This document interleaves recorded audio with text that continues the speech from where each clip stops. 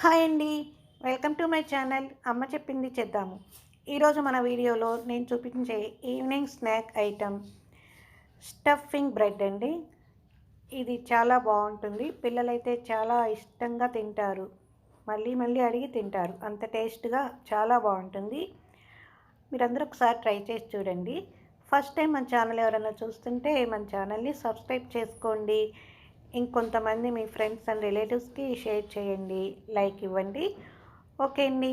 ఇప్పుడు దీనికి కావాల్సిన ఐటమ్స్ ఇది ఎలా చేయాలో నేను మీకు ఇప్పుడు చూపిస్తున్నాను. ఇప్పుడు నేను స్టవ్ మీద ఒక బాండీ పెట్టేశానండి. దానిలో కొంచెము ఆయిల్ వేస్తున్నాను. ఒక 4 స్పూన్లు వేసానండి నేను ఆయిల్. ఈ ఆయిల్ కొంచెం కాగాక దీనిలో కొంచెం జీడిపప్పు చిన్న చిన్న పీసెస్లా కట్ చేసి వేసానండి. ఇవి కొంచెం వేగాక దీనిలో ఒక్క పచ్చిమిర్చినే తొరిగానండి. ఎందుకంటే పిల్లలకి చేస్తున్నాం కదా, కారం లేకుండా ఉంటుందని ఒక పచ్చిమిర్చి తొరిగి వేసి దానిలో ఉల్లిపాయలు కూడా వేసేసాను. ఇవి కొంచెము వేగాక దీనిలో నేను క్యారెట్ ఆల్రెడీ తురిమి ఉంచుకున్నానండి. ఈ క్యారెట్ను కూడా ఈ ఆనియన్స్లో వేసేసి టేస్ట్కి సరిపోయినంత సాల్టు, కొంచెం జీరా పౌడరు, కొంచెం గరం మసాలా పౌడరు, కొంచెం ధనియా పౌడర్ కూడా ఈ తాలింపులో వేసేసి ఇది నేను లో ఫ్లేమ్లోనే ఫ్రై చేస్తున్నానండి. అంటే మనకు అడుగంటకుండా నీట్గా ఫ్రై అయిపోతుంది అనమాట. ఇది ఇలా లో ఫ్లేమ్లోనే పెట్టేసి కొంచెం సేపు ఇలా ఒక 2-3 మినిట్స్ ఇలా కలబెట్టేస్తే మనకి చక్కగా పచ్చివాసన అంతా పోయి శుభ్రంగా ఇది వేగుతుందండి. ఇది హెల్త్కి కూడా చాలా మంచిది. దీనిలో నేను కొంచెము టమాటా కచ్చప్ కూడా వేస్తున్నానండి. అంటే కొంచెం పిల్లలకి పుల్లగా టేస్ట్ చాలా బాగుంటుందన్నమాట. అందుకని ఫైనల్గా కొంచెము ఇది ఫ్రై అయిపోయాక లాస్ట్కి కొంచెం టమాటా కచ్చప్ వేసేసి ఒక 2 నిమిషాలు కలపెట్టేసి ఆపేసాను. ఇప్పుడు నేను ఈ బ్రెడ్ పీసెస్ తీసుకున్నాను కదా, ఈ బ్రెడ్ పీసెస్ తీసుకొని ఇలా ఒక చిన్న ప్లేట్ లాంటిది, అంటే మన బాక్సుల మీద ఉంటాయి కదా, అలాంటి బాక్స్ మీద ప్లేట్ని తీసుకొని ఇలా గట్టిగా ఒత్తేస్తే మనకి రౌండ్ షేప్లో నీట్గా వచ్చేస్తుందండి.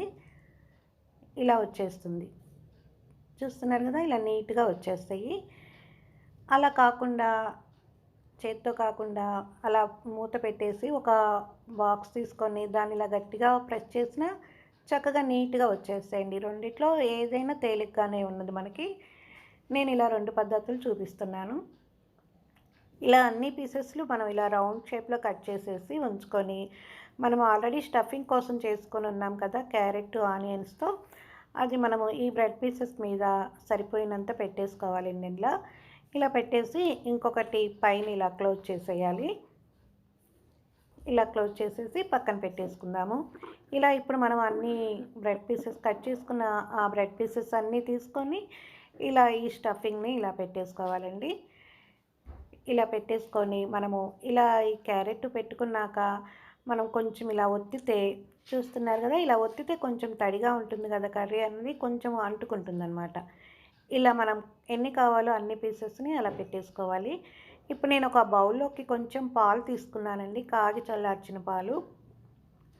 దానిలో మనము ఈ బ్రెడ్ని అన్నది డిప్ చేసేసి ఇలా ఎక్కువసేపు ఉంచక్కర్లేదండి, అలా జస్ట్ అలా డిప్ చేసేసి మనం స్టవ్ మీద ఒక పెనం పెట్టేసి దాని మీద ఇలా డిప్ చేసిన ఈ పీసెస్ అన్నది ఇలా పెనం మీద ఫ్రై చేసుకోవాలండి నీట్గా. ఎక్కువసేపు అయితే పాలలో ఉంచకూడదండి, జస్ట్ అలా డిప్ చేసి అలా పెట్టేసేయాలన్నమాట, కొంచెం స్మూత్నెస్ కోసము. ఇలా పెట్టేసి నేను కొంచెం ఆయిల్ వేసేసానండి. ఇవి ఫ్రై అవ్వాలి. ఇలా వన్ సైడ్ ఫ్రై అయిపోయాక రెండో వైపు ఇలా తిప్పుకోవాలండి. ఇలా రెండు వైపులు వేయిస్తే మనకి రెండు వైపులా ఫ్రై అయిపోతుంది. లోపల కర్రీ ఆల్రెడీ మనం వేయించాం కాబట్టి మనకి కర్రీ ఉడికే ఉన్నది. ఇప్పుడు ఇలా రెండు పక్కల ఇలా ఫ్రై చేసుకోవాలి. ఇలా ఫ్రై చేసుకొని మనము ఇలా గట్టిగా మనము ఏదైనా మనం తీసుకున్న గెంటె కానీ ఇలా అట్లా కాడ ఏదైనా దాంతో ఇలా గట్టిగా ప్రెస్ చేసేస్తే మనకి ఆ రెండు అంటుకున్నట్లు అయిపోతాయండి, ఊడకుండా. చూసారు కదా, ఇలా బన్నులాగా వచ్చేసింది మనకి. ఇలా అన్నీ అయిపోయేది వేయించుకున్నాక మనము ఈ టమాటా కచప్తో సర్వ్ చేసుకుంటే చాలా ఇష్టంగా తింటారండి పిల్లలు. ఏమీ నంచుకోకపోయినా చాలా బాగుంటుంది. మీరందరూ ఒకసారి ట్రై చేసి పిల్లలకి ఇష్టమైన ఈ వెరైటీని ఒకసారి చేసి మీ పిల్లలకు కూడా పెట్టండి. ఓకే అండి, నా ఈ వీడియో నచ్చితే లైక్ చేయండి, షేర్ చేయండి, సబ్స్క్రైబ్ చేసుకోండి. ఓకే అండి, మన వీడియోలు చూడండి, మీకు ఇంకా ఏవైనా ఉపయోగపడేవి ఉండొచ్చు. ఓకే అండి, ఇంకొన్ని మంచి వీడియోల కోసం మన ఛానల్ని సబ్స్క్రైబ్ చేసుకోండి. నెక్స్ట్ ఇంకొక మంచి వీడియోతో మళ్ళీ కలుద్దాం.